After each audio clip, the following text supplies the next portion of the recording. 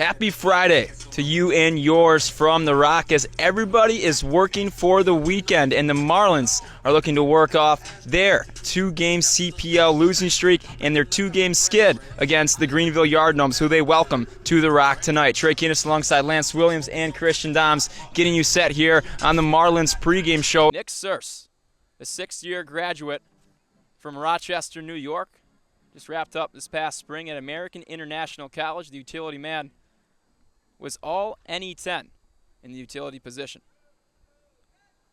Payoff pitch. Swung on and hit high and well. Deep out to right field. Back at the wall is Sudo, and he'll watch it go. Nick Searce puts an upstate New York zip code on that baseball and sends it on its way. Morehead City breaks the ice in the top of the first. 2-0 Marlins. 3-1 ball game, top of the sixth. Peninsula out in front. Bo Tabola, leadoff batter here in the inning, reached safely on a single. Don gets the signal from Riley, likes the call. Here's the 1-1. Swung on and hit high, deep out into left field. Back is Shivers, and all he can do is watch. That ball is out of here. Jack Meyer takes the 1-1 pitch from Don for a ride and drops it off over the left field fence. And we are tied at 3. Trey Keenis here with Fish Tacos outfielder Nate Anderson, who's rocking the Cinco de Mayo headband today in honor of the final edition of the Fish Tacos uniforms for this season here on this Taco Tuesday. So Nate, a day off yesterday, but a come-from-behind win on Sunday. You were able to score the game-tying run there in the top of the ninth, but a bigger play occurred in the bottom of the ninth where you gunned out the game-winning run from the Salamanders, ultimately sending the game to extras, which you guys came out on top. What was going through your mind when making that play?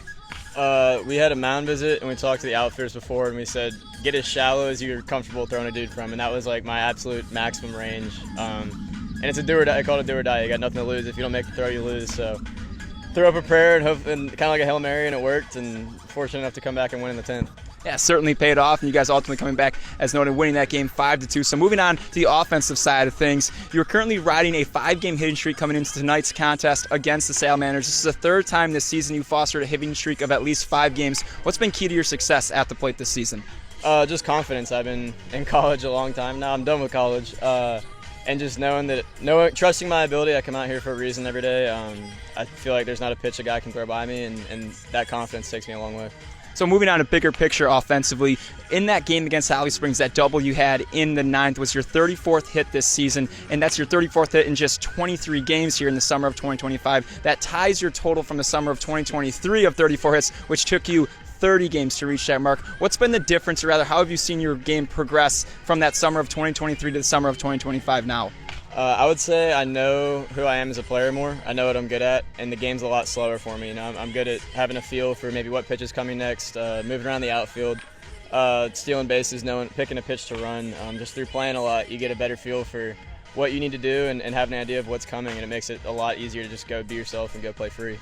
Moving on to tonight's game, you guys face a familiar opponent, the Salamanders, who you guys played on Sunday, as noted. This is the final edition of the series this season. You guys are looking for your 4th consecutive win against the Salamanders for the season sweep. What's key for your guys' success tonight and continuing to build off that momentum from Sunday's win?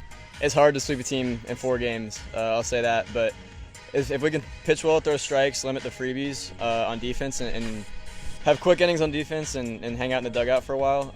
Like I said the other day, hitting's contagious, so if we can just keep moving the stick, taking team at bats, I think things will find a way of working themselves out. All right, appreciate the time, Nick. Good luck tonight. Top of the 4th from Guy Smith Stadium. Greenville out in front of Morehead City, 5-1. Eric Santaguida begins his 4th inning of work. After allowing a run back in the first, Santaguida has been shut out through the last 2. He'll welcome Nick Searce to the plate. The left-handing hitting first baseman to the plate was hit by the pitch back in the first. Santaguida readies the first offering. Breaking ball downstairs for ball 1. Searce just a tough guy to pitch to in general. Got hit by the pitch last time up, and also leads Morehead City with 25 base on balls. 1-0 to Searce, inside, waist high. It's 2-0. Searce, a guy who we've seen been patient at the plate over the course of the summer. A power bat in this Marlins lineup. The 2-0. Swung on and hit sharply over to second baseman Mason. He'll glove it and throw it softly over to Ramirez at first to retire Surse. 4-3 putout, one away. Ronan Donahue climbs into the batter's box. The sixth hitter for Morehead City tonight.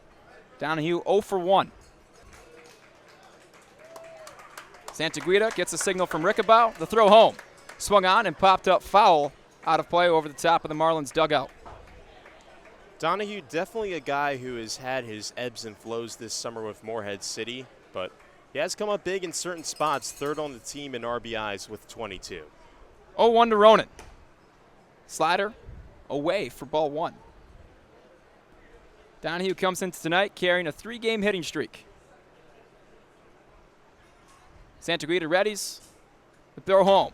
Swung on and a high chopper. Hit right back to the mound at Santaguida. He'll glove it and fire it over on a line to Ramirez. And Donahue is away. Now 2 outs in the top of the fourth. 2 pretty quick outs from Santaguida. Thought he would have a rougher go of it against Morehead City after giving up the leadoff run to DJ Pacheco, but since then, he's really tightened it up. Yeah, I've seen Santaguida after giving up that lone run of the ballgame to Morehead City back in the first, has really settled down here as he's looking to go 1-2-3 in the fourth. It's Connor Larson now to the plate, the right-handed hitting second baseman out of Richmond. The delivery to Larson. First pitch is a high fastball, 1-0. And already this is the second longest outing of the season for Santaguida at 3 2/3 innings. His longest came against Morehead City with 5 just a week ago. 1-0 to Larson. He thought about it and appealed to first base as he didn't go around. It's 2-0. Larson hitting .235 on the summer for the Marlins, has a 4-game hitting streak coming into tonight's contest. The 2-0. Fastball misses low and away, now a 3-0 count. Connor Larson, the senior Richmond Spider product out of Flowery Branch, Georgia. The 3-0. Fastball, heart of the zone, 4-strike-1. Larson's been well-traveled coming into this summer, Christian. The Marlins are his 8th summer collegiate team over the course of his career. The 3-1. Swung on and poked foul. Back into the screen. It's a full count. Yeah, Larson, he's had stops in the Appalachian League, in the New England Collegiate Baseball League, had some time last summer in the Valley Baseball League as well. Larson, he's really been everywhere. Certainly has been. The payoff pitch. Swung on. This one popped up out into shallow right. 3 Yard Gnomes defenders are coming out and make the play, and it'll drop in no man's land. A base hit for Connor Larson. You had the second baseman Mason, the first baseman Ramirez, and the right fielder Miller all on attempting to make the play, and they don't get to it in time. Connor Larson aboard with 2 away in the top of the fourth.